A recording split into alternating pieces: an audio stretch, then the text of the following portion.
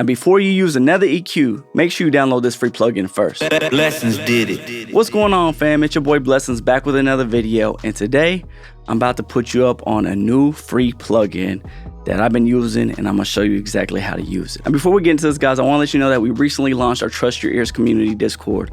It's a free Discord. The link will be in the description below. Come on in, say what's up. If you have questions, you're running into any problems in Pro Tools, Studio One, we have different people in there that do use different DAWs. Come on in, ask a question. We got you, okay? Now, if you recall in one of my previous videos, we went over the plugin doctor, right? Well, there's something similar, and it's absolutely free. It's called Birdom EQ Analyzer, okay? And this thing right here, it's pretty dope. It's pretty dope. Let's go ahead and jump into Pro Tools and I'll show you what I'm talking about and how to use it. All right, so here it is right here. This is what it looks like, but let me show you exactly how to use it because it kind of took me a moment to figure it out. All right, so what you want to do is first is you want to load two instances, right? So the first one, if you notice here on this track here, audio 1, I have it twice, okay? Now the first one is going to basically generate a signal for you, okay? And the second one is going to get you the data that we're going to talk about. All right, so what does this thing do? Basically what it does is it's going to show you the curve of any EQ that you use, okay? The cool thing about it also is it shows you some harmonic content on the same screen. Now recently I subscribed to Plugin Alliance bundle, right? And I haven't got a chance to really move over to some of their EQs and things like that. But I'm kind of glad I waited because I actually dove in here and found out some things about these EQs that I didn't know about. But also, I'm gonna show you how it works on tape as well. All right, so the first one first here, let's go ahead. I have this BX Console SSL, the 9000J, okay? Let's go ahead and make sure it's factory reset. And what we're gonna do here is we're gonna unbypass it. And automatically what you see here is the noise, right? The harmonic content, the THD, right? One thing that's cool that I like about this is what I can do is if you turn this V gain all the way off, now there's no harmonic content, right? However, I can find the sweet spot. Okay, there's a little bit of noise there, right? 113, 112 dB. So it shows me as far as how much harmonic content I'm using, okay? Look at that, that's all of it, right? Now, another cool thing is, and I didn't know this, but you know, I'm just messing around with this plugin, but let's say we come over here, we mess with some EQs, nothing's happening, right? So you're like, what is going on here? Start pressing buttons. Well, what's going on now? Obviously, I can read the manual, but I'm here, right? When you're getting creative, you're not really wanting to hear that. You just want it to work, right? So pressing all these buttons, none's working. Well, duh, look at this. Oh, there's the button, all right? So that's good for me to know. So if I decide to use this SSL 9000, I know that that button needs to be pushed in, but also it's going to show me how it works, right? And what the curve looks like. Look at that. So if I do 3 times, I know it's going to have a roll off around, it says 20 hertz, right? Now, you'll see 2 different colors here. And what this is the left and right channel, okay? The cool thing about that is, especially with the Plugin Alliance bundle, one of their things is you can go ahead and change the channels that is emulated, right? So you don't have to use 1 and 2. You can go 2, 3, you can go 3, 4, but you're seeing which one is actually doing and what they're doing, right? You can even go, I believe there's a random button here, random. You see? So this is good information to know. I really do like this. So let's go ahead and pull up the e-console real quick. Okay, now off the back, the difference with this one and the other one, right? Check this out. So the 9000 didn't really have a lot of noise from the beginning. This one does have a lot more noise. Okay, you see that here with the THD, but also keep in mind, look at that. Look at the gain level, right? So this is a 0 line right here, right?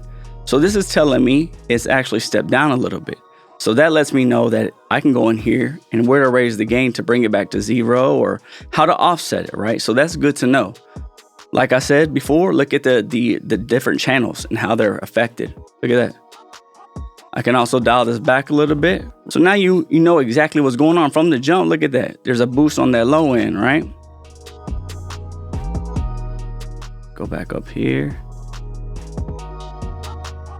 Bring it back to 0. So I know here, on this negative 3.78, something like that, is going to actually bring it back to 0 from the most part, but it's going to be a boost of almost 3 dB when this low end, anything under basically 100 hertz, right? So this is good to know, very good to know.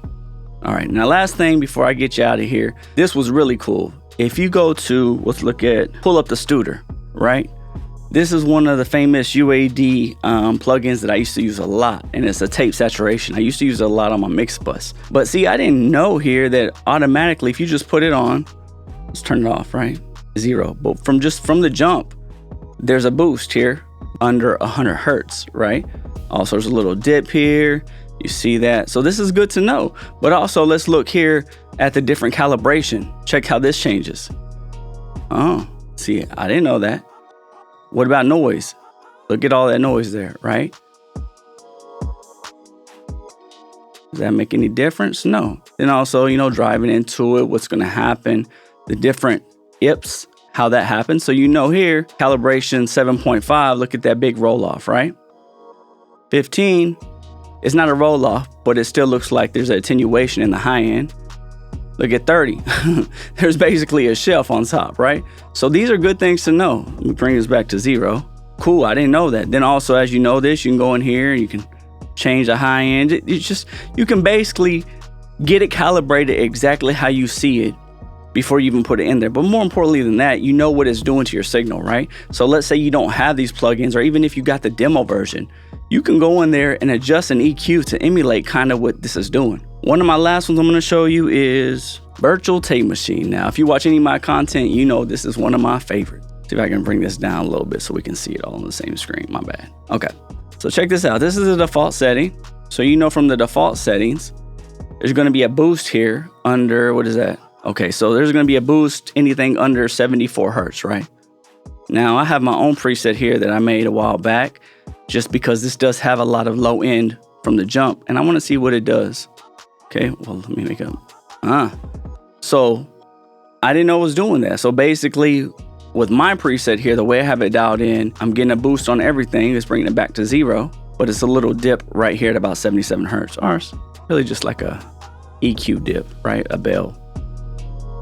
All right, so that's good to know. And if you're interested, the only thing I'm really doing here, the only setting that I made a difference is I turn this noise down, I turn the wow and flutter down, and then I turn the bass down.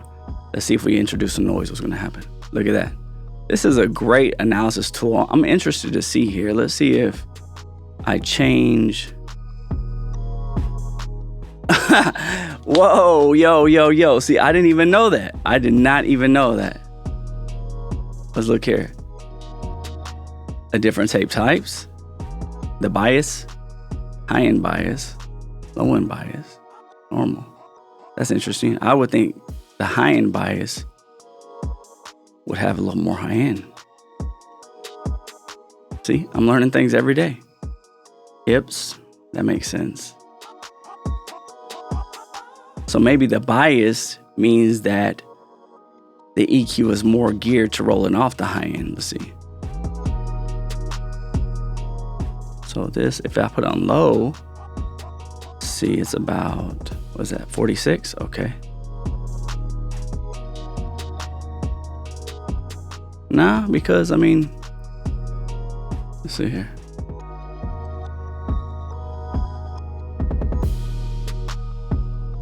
Yeah, so that throws me off. But hey, now I know, right? Now I know how to go and get these results that I'm looking for. So if you're not using this plugin, if you haven't downloaded it, I'll actually put a link in the description for you guys. It's a free plugin, and it's definitely a tool that I'm gonna be using from now on. So if this has helped you out, do me a favor and like the video for me. All my information, details will be in the description below, as well as that Discord link that we talked about at the beginning of the video. Again, I go by the name of Blessons. Remember to always, always, always trust your ears, and I'm out. Blessons did it.